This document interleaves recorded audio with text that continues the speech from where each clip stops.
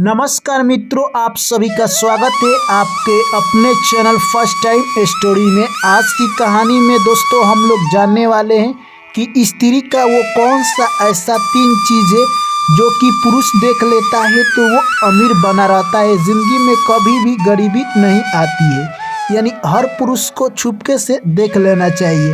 आखिर वो 3 चीज़ कौन सी है? जी हाँ दोस्तों, आज की कहानी काफ़ी ज्ञानवर्धक मार्मिक होने वाला है, इसलिए आप लोग कहानी को पूरा अंत तक जरूर सुनना। जो भी मेरे प्यारे साथी भाई एवं बहन और दर्शकगण चैनल पर पहली बार आए हैं, चैनल को सब्सक्राइब और वीडियो को लाइक कर दीजिए। चलिए कहानी को शुरू करते हैं। एक बार की बात है, जब भगवान विष्णु बैठे हुए थे, उन्हीं के पास गुरु महाराज आते हैं और कहते हैं कि मेरे मन में कुछ प्रश्न चल रहा है। तभी भगवान विष्णु कहते हैं कि हे गुरु जी, आपके मन में जो भी प्रश्न चल रहा है आप पूछ लीजिए। उसके बाद गुरु भगवान कहते हैं कि देखिए, मेरे मन में यही प्रश्न चलता है कि स्त्री का वो कौन सा ऐसा 3 चीज़ है जिसे कि हर पुरुष को देखना चाहिए, जिससे कि उसके घर गरीबी ना आए और वो जिंदगी भर अमीर बना रहे। तभी दोस्तों भगवान विष्णु कहते हैं, इस प्रश्न का उत्तर बताना बहुत आसान है, मैं तुम्हें अच्छी तरह से समझा सकता हूँ, परंतु उससे पहले मैं एक छोटा सा कहानी सुनाना चाहता हूँ, इसलिए तुम इस कहानी को पूरा ध्यान से सुनना। उसके बाद गुरु भगवान कहते हैं कि हे भगवान विष्णु, आप कहानी को शुरू कीजिए, मैं कहानी को अंत तक जरूर सुनूंगा। उसके बाद भगवान विष्णु कहते हैं कि जो भी व्यक्ति इस कहानी को पूरा अंत तक सुनता है उसके घर माता लक्ष्मी की वास होती है। कोई भी ज्ञान की बात हो आधा अधूरा कभी भी नहीं सुनना चाहिए। भगवान विष्णु कहते हैं कि एक प्यारा सा गांव था। उस गांव में एक सेठ और सेठानी रहा करते थे। उन दोनों के बीच बहुत प्यार था। सेठानी अपने पति से बहुत प्यार किया करती थी। समय ऐसे ही निकलता गया। एक दिन की बात है, यह चर्चा कहे तो राज दरबार में फैल जाती है।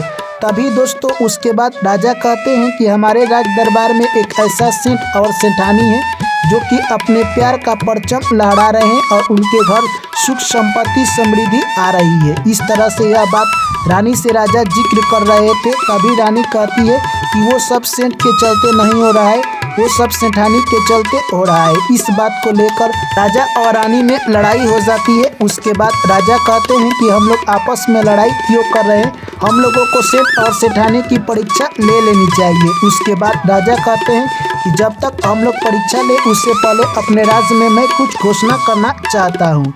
इस तरह से राजा अगले दिन अपने राज्य में दिया जलाने की घोषणा कर देते हैं और जैसे ही अगले दिन शाम होता है सभी लोग दीपक जला लेते हैं।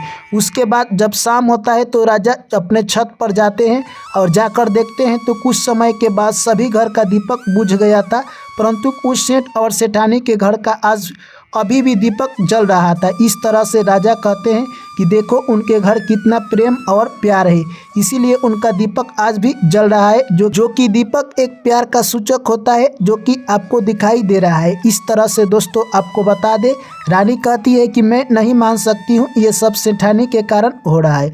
तभी राजा कहते हैं कि अब समय आ गया है, हम लोगों को परीक्षा ले लेना चाहिए। उसके बाद अगले दिन राजा मंत्री को बुलाते हैं और रानी कुछ बात कहती है। मंत्री सीधे उस सेठ के पास जाते हैं और सेठ से कहते हैं कि रानी ने आपके लिए कुछ प्रस्ताव भेजा है।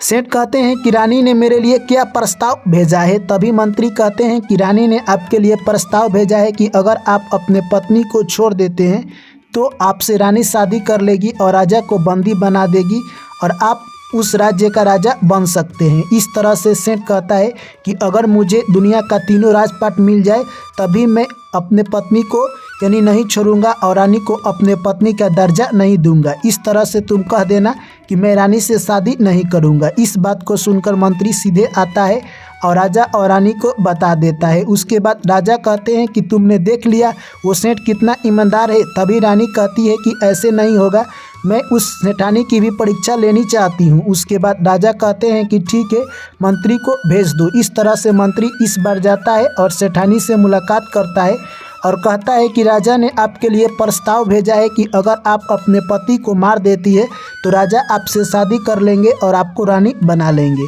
तभी वो सेठानी कहती है कि ठीक है, मैं अपने पति को मार दूंगी। उसके बाद मंत्री कहता है कि हमें कैसे पता चलेगा कि आपने अपने पति को मार दिया है? तभी सेठानी कहती है कि जब मेरे घर का दीपक बुझ जाएगा तो आप लोग समझ जाना कि मैंने अपने पति को मार दिया। इस तरह से दोस्तों आपको बता दे, यह बात सुनकर मंत्री सीधे राजा के पास आता है और राजा और रानी बैठे हुए थे। तभी राजा और रानी से यह सब कहानी सुना देता है। कहानी सुनते ही राजा कहते हैं कि हम लोगों के प्रश्न के आड़ में कहे तो किसी निर्दोष की मृत्यु हो सकती है, तुम इसी वक्त जाओ सेठानी को पकड़ कर लाओ। दोस्तों उसके बाद मंत्री वहां सीधे जाता है और बोलता है कि क्या तुमने अपने पति को मार दिया? तभी वो कहती है कि मैंने अपने पति को कब का ही मार दिया। मंत्री कहता है कि अभी तो दीपक जल रहा है। तभी वो सेठानी कहती है कि सिर्फ अब दीपक बुझाना रह गया है। इस तरह से मंत्री उस सेठानी को पकड़ लेता है और कहता है कि चलो तुमको राजा बुला रहे हैं। इस तरह से आपको बता दे राजा के पास लेकर आते हैं। तभी राजा कहते हैं कि हे सेठानी, तुमने अपने पति को क्यों मारा? तभी वो कहती है कि मेरा पति मुझसे प्यार नहीं करता था और मेरा मनमर्जी घर में नहीं करने देता था, परंतु मैं अपनी मनमर्जी करती हूँ, आज भी करती हूँ और करती रहूँगी।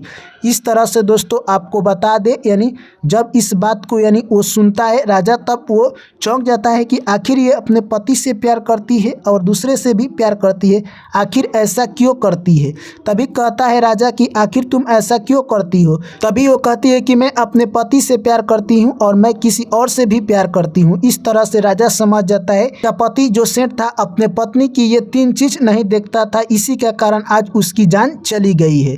तभी दोस्तों भगवान विष्णु कहते हैं कि हे गुरु जी, आपको समझ में आया। उसके बाद राजा यानी कहे तो उस सेठानी को कारावास में डाल देते हैं। उसके बाद भगवान विष्णु कहते हैं कि राजा ने तीन बातें बताई। सबसे पहले अपने पत्नी का चाल चलन देखना चाहिए कि वो कहाँ जाती है और कहाँ आती है और क्या करती है, वरना ये आप नहीं देखते हैं तो आपके लिए घातक सिद्ध हो सकता है। दूसरा, आपकी पत्नी की बोलचाल कैसा है, यानी आपसे कैसा बर्ताव करती है, यानी अगर उसका बोलचाल अच्छा नहीं है, बर्ताव अच्छा नहीं है तो वो आपको दिक्कत दे सकती है। और तीसरा, आपकी पत्नी कहाँ जाती है, किससे मिलती है, क्या आपसे परमिशन लेती है या अपने मन की काम करती है। अगर ऐसा करती होगी अपने मन की काम तो आपको दिक्कत दे सकती है। जो भी व्यक्ति अपनी पत्नी की ये तीन चीज़ें देख लेता है, जिंदगी में कभी भी गरीब नहीं रहता है, उसके घर सुख समृद्धि और शांति बनी रहती है। इन तीन बातों को सुनकर गुरु जी कहते हैं कि हे भगवान विष्णु, आपने मेरे मन की बात कह दी, अब मैं इन तीन बातों पर ध्यान जरूर दूंगा।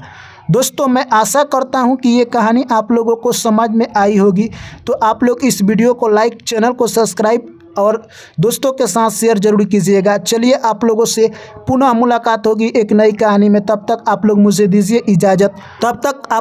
दीजिए इजाज़त। सभी साथियों को मेरा प्यार भरा नमस्कार। जय श्री कृष्ण। राधे राधे।